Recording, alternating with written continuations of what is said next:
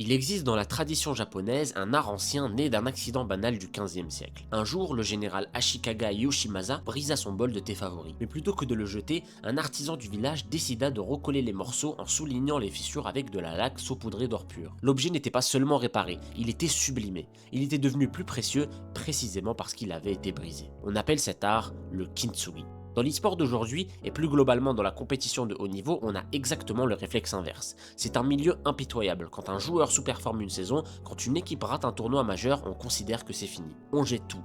Les joueurs sont souvent traités comme des pièces interchangeables qu'on met au placard dès qu'elles sont abîmées. Mais une équipe au fond c'est quoi? En tout cas pour moi, c'est un assemblage fragile d'ego, de talent et de parcours personnel. Parfois une structure semble tellement dysfonctionnelle, tellement maudite qu'on pense que la seule solution est de tout raser. Mais que se passe-t-il lorsque l'on décide de prendre le contre-pied de ce marché cruel? Que se passe-t-il quand un bâtisseur décide de ramasser les débris laissés par les autres équipes? Voici l'histoire d'une reconstruction inespérée, l'histoire d'un pari fou, celui de Paris Gentlemates, une structure qui a hérité de la franchise la plus maudite de Los Angeles, qui s'est d'abord brûlé les ailes en faisant les mêmes erreurs que tout le monde, avant de confier les clés à un homme qui allait transformer un groupe de rejet en véritable roi. Je pense tous les jeux confondus, depuis le début de Gentlemate, j'ai jamais aussi senti mal que maintenant. Là. Ouah, c'est humiliant ce qu'on s'est pris aujourd'hui, les gars. Ouais, là, c'est mission de Déjà. Y'a personne! Y'a personne! Tu vas voir. Non, mais c'est impressionnant. Mais c'est quoi cette remontada? Paris Gentlemates, your Major 1 champions!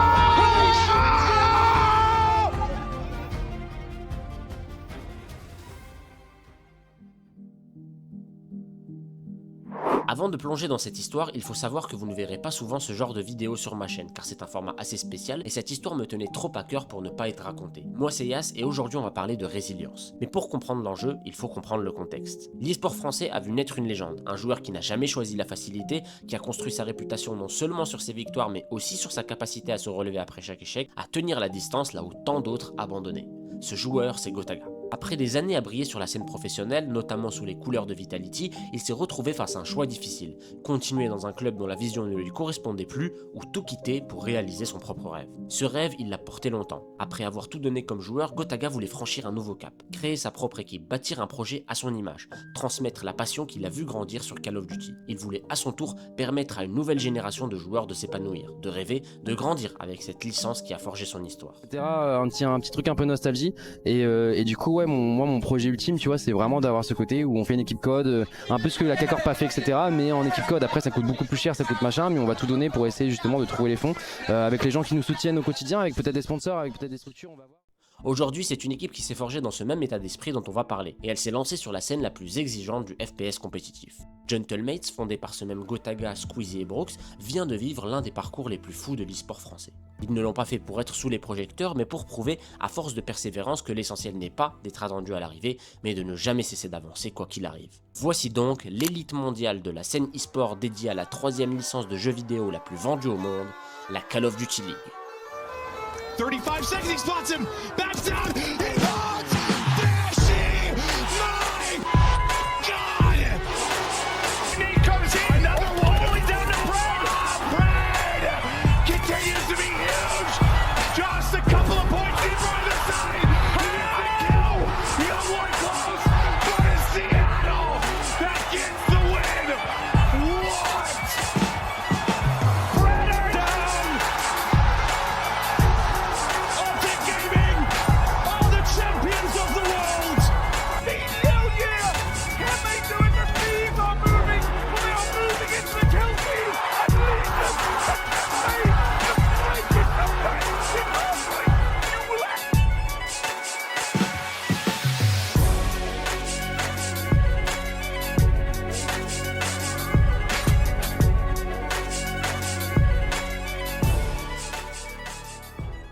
La CDL, c'est la NBA du FPS. La ligue réunit 12 franchises internationales, chacune associée à une ville ou une région dans l'espoir de créer un attachement local et de fédérer des communautés de fans.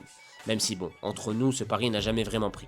Et d'ailleurs, si vous ne connaissez pas du tout les règles de la compétition, les modes de jeu ou comment se gagne un match, M8 a sorti une vidéo parfaite qui vulgarise tout ça. C'est parti. Bienvenue sur Call of Duty. Un jeu de tir à la première personne qui se joue en 4 contre 4. En compétition, on utilise 3 modes de jeu pour départager les équipes. La surcharge, la recherche et destruction et le point stratégique. Dans le point stratégique, la zone que vous voyez en surbrillance, c'est ce fameux point. Il change de place chaque minute et l'objectif des deux équipes est de cumuler le plus de points possible. Chaque seconde passée dans la zone égale 1 point. La première à 250 gagne. Le deuxième mode, c'est la recherche et destruction, un mode que vous connaissez déjà grâce à d'autres jeux de tir comme Counter-Strike ou Valorant. Sauf qu'ici, l'attaque change de camp à chaque manche. Voici la bombe, les attaquants doivent la poser, les défenseurs empêcher la pose ou la désamorcer. Chaque joueur possède une seule vie par manche, la première équipe à 6 manches gagnées remporte la partie. Enfin, le troisième et nouveau mode, la surcharge. Pour gagner, les deux équipes doivent capturer l'IEM qui apparaît sur la carte et escorter le porteur jusqu'à une des zones de capture adverse afin de marquer des points. La partie se joue en 2 manches, l'équipe qui marque le plus de points l'emporte. En cas d'égalité à la fin du temps réglementaire, plus de réapparitions possibles. L'équipe qui élimine tous les adversaires ou marque un point gagne. Chaque rencontre se joue en best of 5. L'équipe qui gagne 3 modes remporte le match. Sur cette scène ultra compétitive, on retrouve les meilleurs joueurs de la planète. Optic Texas porté par Shotzzy, Falcons mené par Celium, Thunder Thieves avec Hydra, Toronto Ultra emmené par Kleenex, Miami Heretics de Metals et FaZe Vegas de Simp.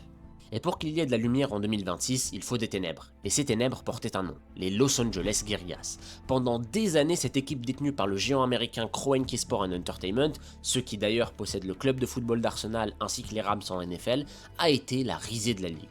CNBC out this morning with our list of the most valuable sports empires of 2025. These are the biggest names reshaping the business of sports.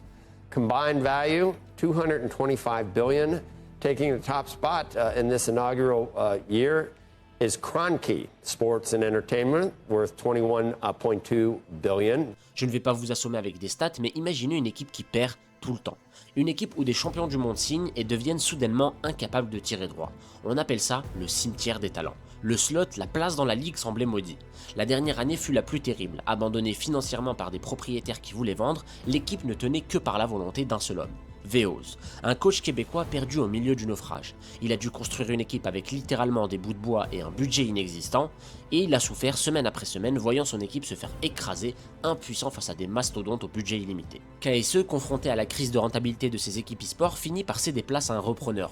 Et c'est comme ça qu'en décembre 2024, la structure française Gentlemates flaire le bon coup et décide de racheter leur slot pour un montant bien inférieur à celui du ticket d'entrée initial, qui pour rappel coûte un prix à 6 chiffres. Mais bien sûr, c'est pas sans contrepartie, parce qu'en reprenant le slot aussi tard, ils ne peuvent pas rebaptiser le nom de l'équipe et doivent garder le préfixe Los Angeles Guerrillas. Et voilà, maintenant on a notre équipe des Los Angeles Guerrillas M8 avec un roster composé de Kismet, Skies, Priesta, des ex-coéquipiers qui avaient fini champion du monde chez les New York Subliners, une équipe qui d'ailleurs n'existe plus, et un jeune crack français issu des Challengers. Le roster fait saliver tout le monde sur le papier. Et le problème, c'est que c'était seulement sur le papier. On a cru au miracle, on s'est dit ça y est, Gotha et Brooks vont tout changer, mais la malédiction était trop forte. L'année 2025, donc l'année de transition entre LAG et M8, fut un cauchemar absolu. Sous les ordres du coach Drill, malgré un titre de champion du monde sur son CV, rien ne fonctionnait. Semaine après semaine, c'était l'humiliation. On voyait Gotha en live impuissant regarder son équipe se faire marcher dessus. Les fans français, qui sont pourtant les plus fidèles du monde, commençaient à quitter le navire. Et de décembre à janvier, la spirale de défaites s'installe. L'équipe s'incline tour à tour face aux Carolina Royal Ravens, LA Thieves, Optic Texas et Minnesota Rockers. Et malgré un départ cauchemardesque, quelques rares succès viennent interrompre cette série noire. Les victoires contre Cloud9 en janvier, puis face aux Vegas Falcons à l'époque en janvier et en mars, redonnent un court instant de l'air à l'équipe. Mais bon, à cette période, ces deux adversaires croupissent en bas de tableau et pour les observateurs, il n'y a encore rien de bien concret à se mettre sous la dent. Et de février à avril, la chute reprend de plus belle. Les revers s'enchaînent face aux Cador, donc Miami Heretics, Vancouver Surge, Toronto Ultra, Atlanta FaZe ou même LA Thieves. Et le bilan comptable est sans appel. Le club stagne entre la 9e et la 12e place lors des Majors 1, 2 et 3, et en interne, le doute s'installe. L'erreur de casting sur le roster devient une évidence. La direction refuse de sombrer dans l'inertie et tranche dans le vif. Skies, Priesta et Lins sont écartés. Et pour les remplacer, le club parie sur la jeunesse de Lunars et Johnny, issus des Challengers, ainsi que sur l'expérience de Fellow pour finir la saison. Et dans une saison où Gentlemates a trop souvent été relégué au rang de simple faire-valoir, seule la victoire contre Optic Texas lors des qualifications du Major 4 fait figure de miracle. Alors qu'Optic menait 2-1 et qu'on pensait se diriger vers la 25e défaite de la saison, quelque chose se passe enfin. Un moment d'orgueil. Tout se joue lors du deuxième hardpoint où Optic se balade sur la map. Et Shoddy, qui est le visage d'Optic Texas, pense avoir pris le dessus psychologiquement. Alors il abat Kismet, puis tire sur son corps déjà au sol. Un geste qui est facilement traduisible par « tu n'es plus un danger ». Kismet, qui est certes en difficulté cette saison, reste tout de même un joueur qui a tellement donné à la licence de par son style de jeu et sa mentalité qu'il est très loin de se laisser humilier. Rappelons qu'il est quand même ex-champion du monde. Alors il encaisse cette humiliation, et ce que Shoddy n'a pas anticipé, c'est sa réaction. His body, and then this guy turned it wrong. I actually could do no wrong. As soon as I shot his body, holy fuck. I could do every wrong. I swear to God, he started like barking into my mic. He's weak. Trying to just jump up and down. I'm my cross. I'm right court. I'm trying, Brandon. One's right. Jen. We're good. Yep. Optic, close to close out the series. The P4, this is probably your best. I feel like we're maybe setting up for one here. Down to about 100, now having a big hold. It's like they just say, I'll try to speak it into existence. See a little bit of a contest, but not much of it. Pressure from Johnny. They both managed to stay up. Tucking away is Johnny to take this one. Now. Yeah, Johnny's gonna call right now. Kismet, an opener there for him. Try to slow down the rain better if you're LAG. Your first chance to really work. He's on another one, 32 and 19. Trying to find no real help quite yet. A little bit staggered is Optic. Kid's able to earn it. Yeah, that's going to be what from you've had. Kismet taking out everybody, including teammates. May not matter. There's the lead change. They're up. They're looking to take it. Will it be heartbreak or will it be victory here for LAG? Still holding? It would be. We sell the dream. You believe in the dream. We're going to a map 5. LAG take both hard points. A monumental comeback. And where they've fallen short so many times in that scenario, this time they get it done. In multiple series, can they win one? Can they win one? Yeah, because they went with Miami to a Game 5, lost. Rocker to a Game 5 and lost. Optic, their Game 5 loss was Breach, right? Yeah, they went to a Game 5. So neither of these teams within this qualifier, I think, have gotten a Map 5 win, though they've been to it a few times. This is this position where you're just hunting, trying to find him. Dashy takes some shot. You see the ping. Johnny gets the kill, and that is a little pop there for disgusting for his BMB. Hook a chance to bring it back, but Johnny, he's close to it. He's gonna be able to take the fight. Give him all 4. Done. Johnny ace. Round 1. LAG are up. Jack had double digits in map number 2. Finds the openings, winning the gunfight. Well, they might know exactly where he is now. They called him the car. He starts the name. Oh, I thought they were, but then Johnny gets 2. 6-0 start for Johnny. Oh my God, it's the Johnny show.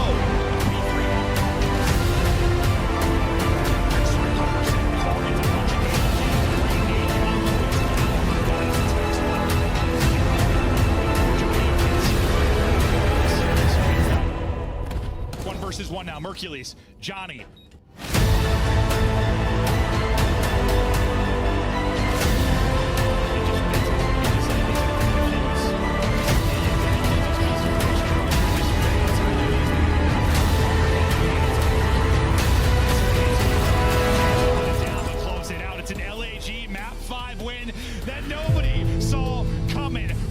Something to be fired up about in the LAG camp. Johnny, what a series out of him.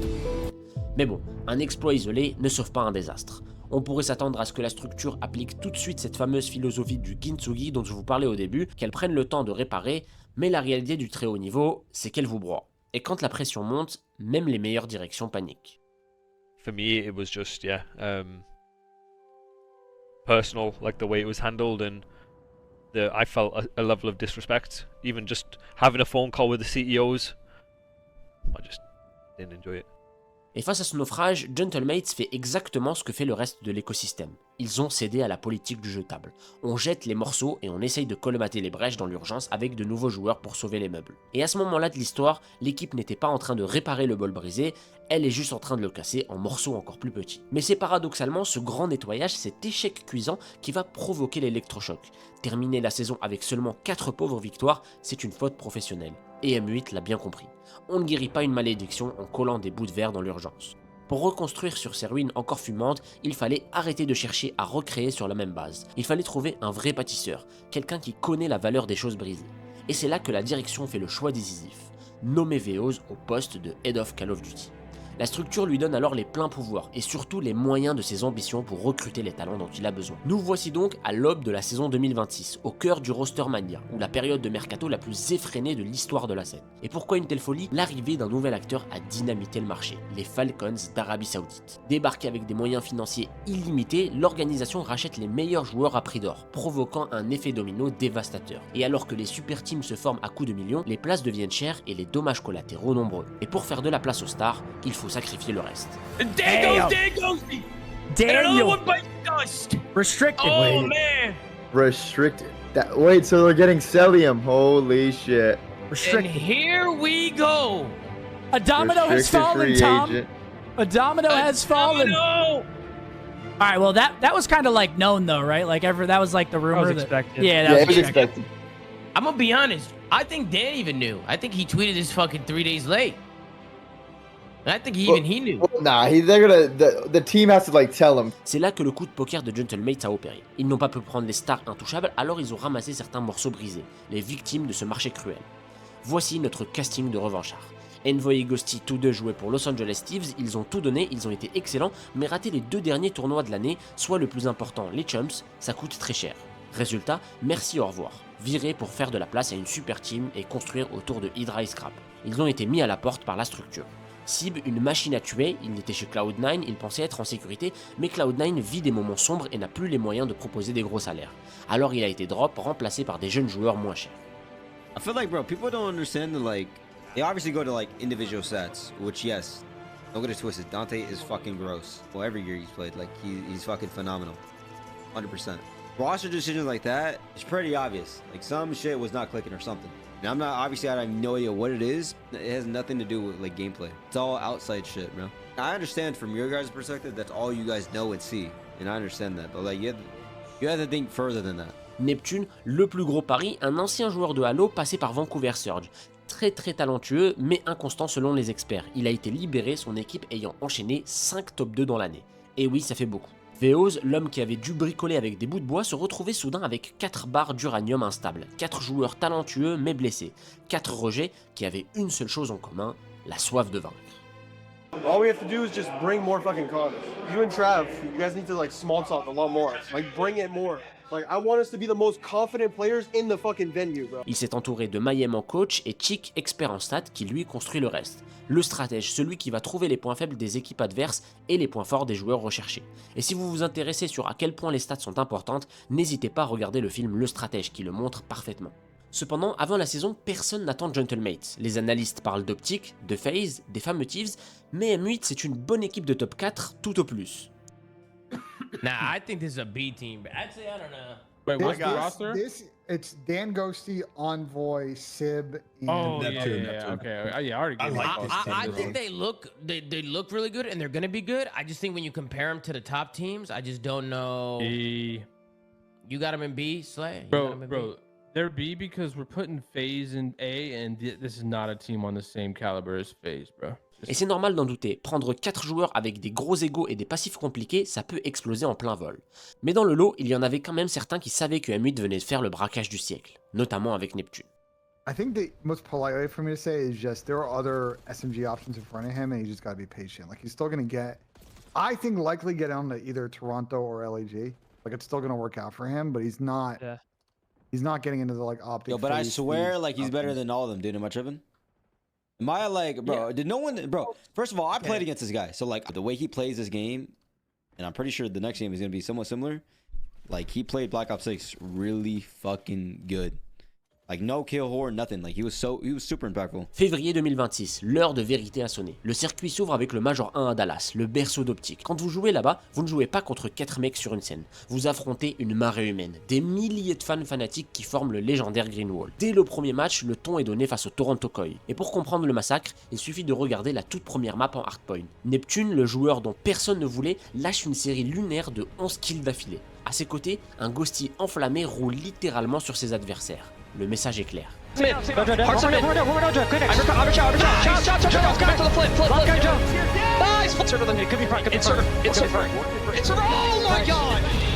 I'm going some pretty. Oh my god! Là on peut leur casser, voilà, Two mid. casser les pieds au mid. I'm blocking every kill. I'm blocking every kill. Watch out. Beacon. Joe first guy. Wait, two split actually. Connects to Real. Both weak. Covering. They're not clearing hold. I think they're more rotating. Wait, Joe weak the ball. Il a failli faire son deuxième moncal 10 secondes après. One on time, go. Nice. One round. Just streak. Weak. Last guy. Just shout. One shot. No. Nice, bro. Let's fucking go, baby. Holy fuck.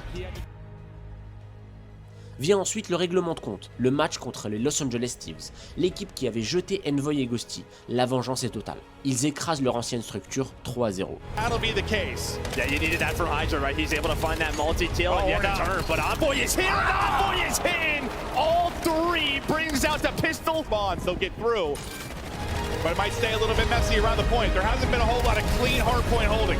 No, there has not. Kenny's able to stay alive, but there we go. Sim with the pistol. He's on 4, still going nuts. A nade's going to combo there for a BZ to hit, but still in the kill column. It has been all gentlemen taking control. 13 points now needed. Cutting them down. Neptune is beaming. A double, a triple. Neptune locking it in. Give him 4 with the pistol. That is just utter filth. Neptune pops. Gentleman soaring. And that is going to be a map 1 victory. Paris getting it done. Ils arrivent à se hisser jusqu'en finale du winner bracket, mais face à eux se dresse le boss final. Optic Texas à domicile. La marche est trop haute, M8 se fait complètement démanteler, une claque 3-0. Et la logique est respectée. Hello! Shotzzy, first blood! Problem is you have a sub, right? So it's tough to take a long-range fight if you are Shotzzy, so you're gonna go up top. Bomb is planted though, you catch the timing. Dashy though has the snipe, so you might just get flown at if you are Paris. Is Shotzzy lifted for the ace, his teammate has him, and there you go. He just fries him! Zip gets slammed! Envoy, we'll see you later! Dashy, warning shots galore, he goes, he drops! Paris can't get it done, and Optic, 6-0!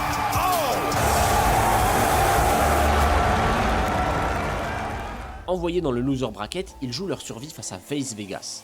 Let's find out who's gonna make it to the grand finals to play Optic. So without further ado, the first squad coming to the stage aren't looking to have anything gentle about this performance. Get loud, Texas, for the Paris mates. So if you are FaZe, you can just bully your way right through the front. That's exactly what they're trying to do. Neptune shut down on the mid-cross. Ghost trying to work his way back over for 3-3, but that's not going to work out. So Envoy has to step up. Oh, almost able to. All the kills at the right time. A clean 4 dead. You're in possession of Statue, but you just don't get the trade on Sim. Oh, Heinz killed number 3 and is single-handedly going to break them down. Yeah, this is just too much pressure for FaZe to deal with. They'll spawn out for now. Gunfights need to come through here for FaZe if they want to put... Oh my god! Oh my god! Come on, you wake up! Le match est une guerre d'usure totale. Les deux équipes se rendent coup pour coup et on arrive sur un score d'égalité parfait. 2-2. Tout va se jouer sur la 5e et dernière map, en recherche et destruction. Et là, c'est le drame. FaZe mène déjà 5-2.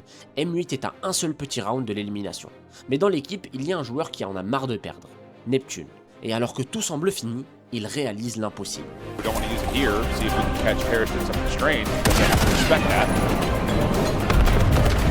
See, here comes the initial setup for FaZe, leaning towards this B site. And here it is. So Sim's going to call it in. Envoy trying to make a decision. Does he want to go forward? Does he want to play backwards? He's going to have to go quickly, though, because here comes the Hellstorm up and around. Maybe not at an angle, though, to find Envoy. He gets a 1-for-1. That's fine. But Draza finds the response, and Sim connects. 2v3. Paris have to find a way to win it. Ah, bordel de merde.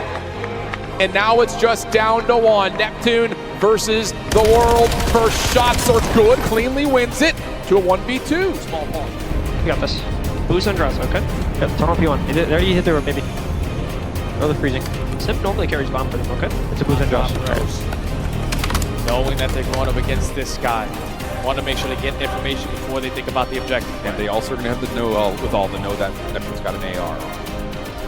So that may change how you set up potential ghost plan. Here comes the plan. Neptune's waiting to see if they're going to re-wrap back with their spawn. Not the case. He's going to get the disadvantage in a major way with the clock now ticking against him, and all the space he's got to clear. Decent shots for the first, able to find the kill. Down to the 1v1. Nade.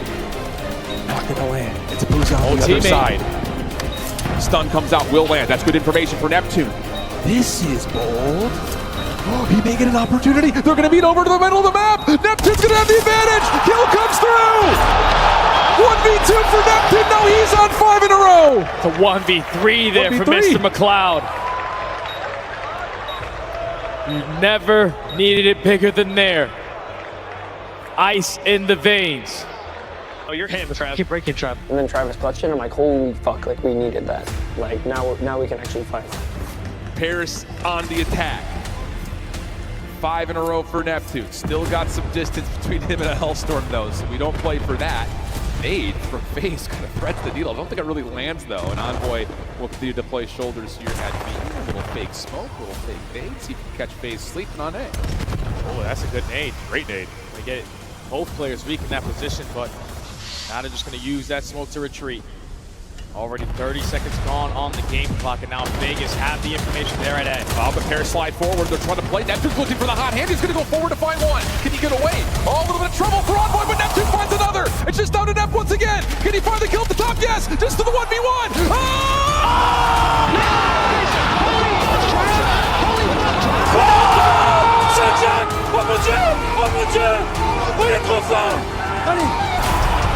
We're not done! We're not done! I hear the music, but Mr. McLeod is popping tape! He ends that round on 9 in a row! He locates the ace! He's got a Hellstorm in the back pocket! A 1v2, a 1v3, we're going round 11!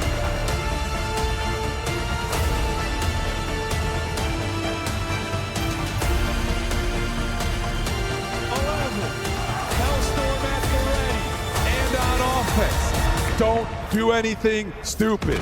Just don't get picked out. Just don't get picked, but a Booza, the team nades. It's good for the first blood out of FaZe. Information here for Neptune, but you just don't have the ability to quickly clear the space that FaZe just created for them. 3 players up top at mid.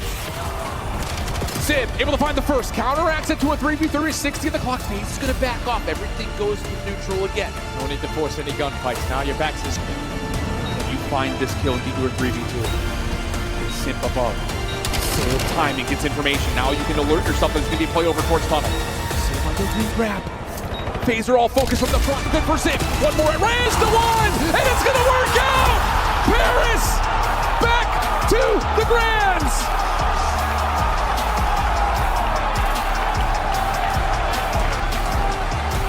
Yeah, and that's the guy that I want to see. McLeod, Neptune versus some of his former teammates. Goes bonkers in those last couple of rounds. Single-handedly gives his team a chance. And it's Mr. Sib again with 3 on a round to win it 6-5. Have the rematch versus Optic. And that's 2 times this weekend. Ce miracle les propulse en grande finale. La revanche M8 contre Optic Texas. Les grands favoris contre l'équipe des Bench. Et là, il faut qu'on parle d'un traumatisme récent. Lors d'un tournoi de pré-saison, ces deux mêmes équipes s'étaient déjà affrontées. M8 avait subi ce jour-là l'un des plus grands comebacks en hardpoint sur BO7. Et après cette humiliation, Dashi, la star d'Optic Texas, s'était levé de sa chaise en hurlant une phrase pour narguer ses adversaires. Une phrase devenue virale.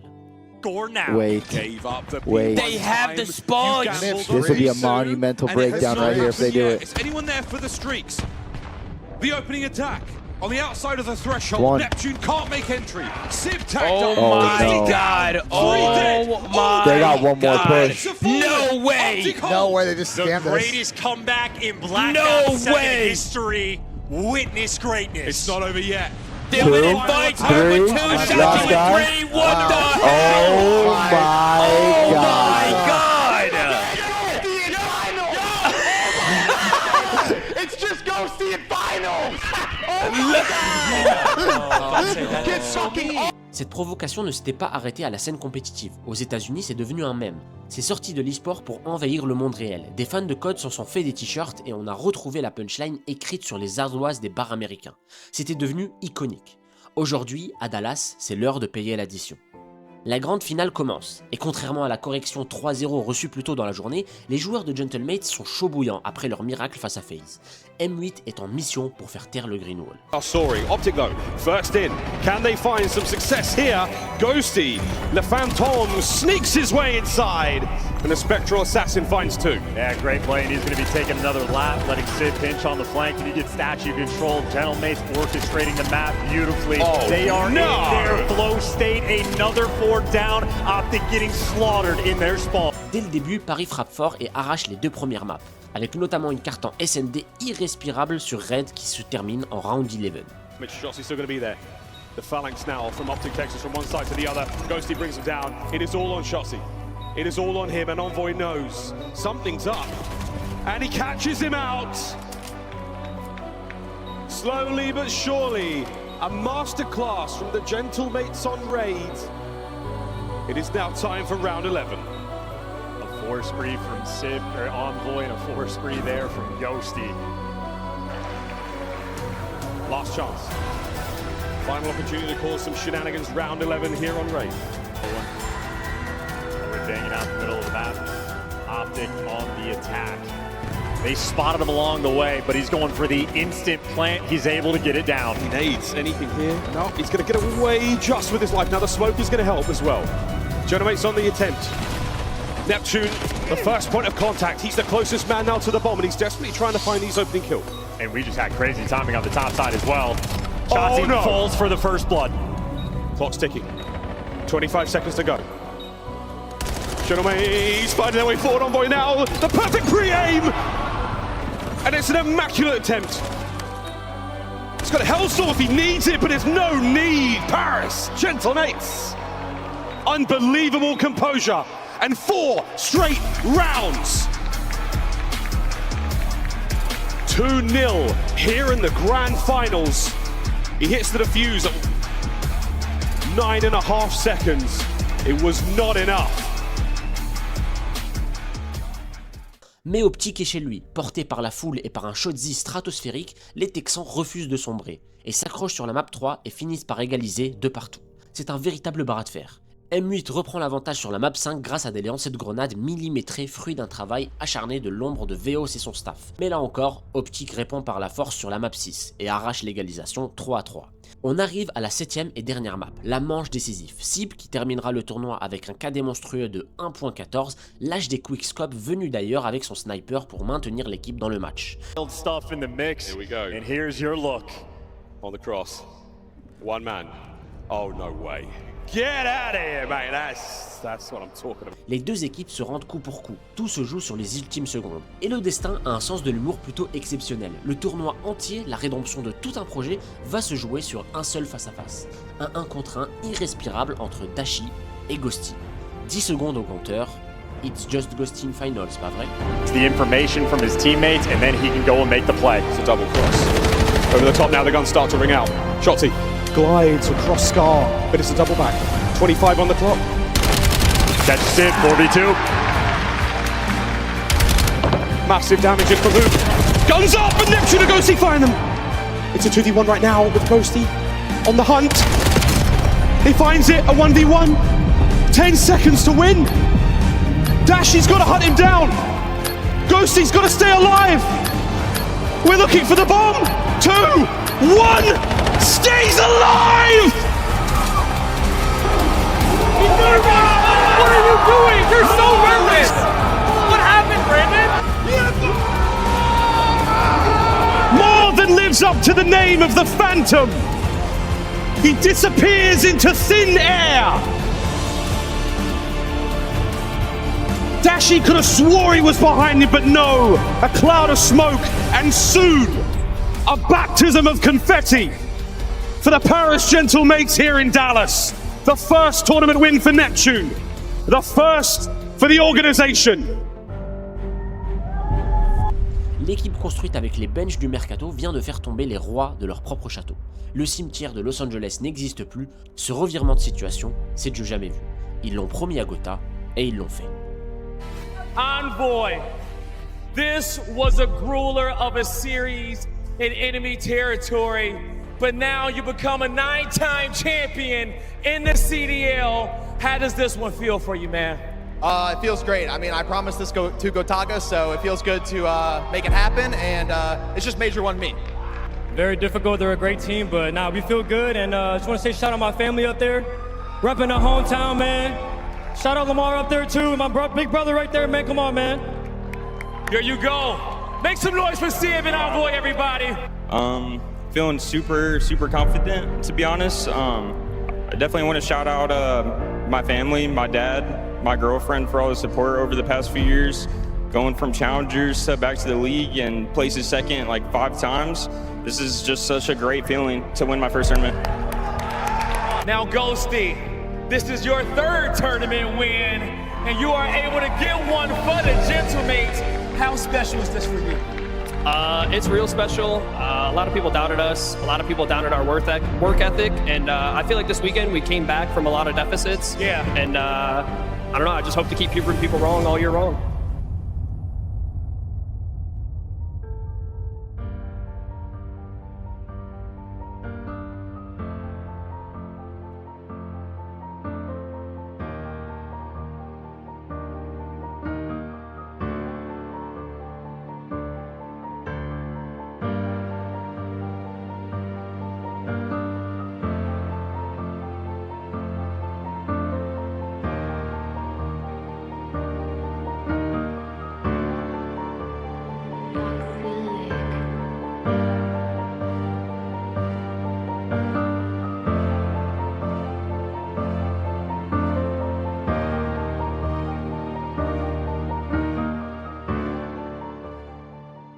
Finalement, cette victoire nous apprend que les plus beaux bols ne sont pas ceux qui restent intacts. Ce sont tous ces morceaux brisés par le passé qu'on a fini par rassembler et sublimer grâce à une laque d'or commune, la résilience.